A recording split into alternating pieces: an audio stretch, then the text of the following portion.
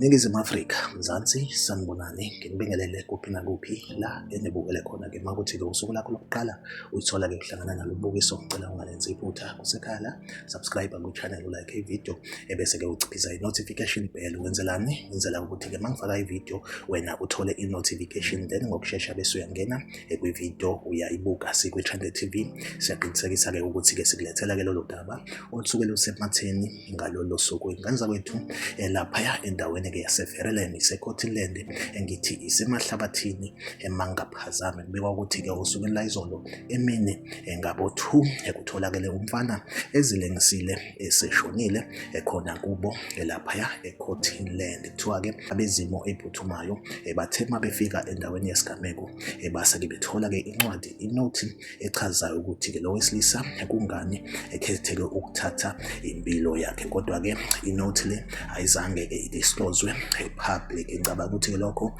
kubhekene-ke nomndeni wakhe umufi. Lesigameko senzeke laphaya eCotlandland emahlabathini eVerulam. Like ivideo, usubscribe kwi-channel, uphinde ucommente ku-comment section ungitshela ukuthi kuthini ukuphawula kwakho ngalolu daba. Siku-Trend TV ngizohlezi ngikhona kulethela-ke indaba esematheni usuku nosuku. Asihlangabezane kwivideo elandelayo.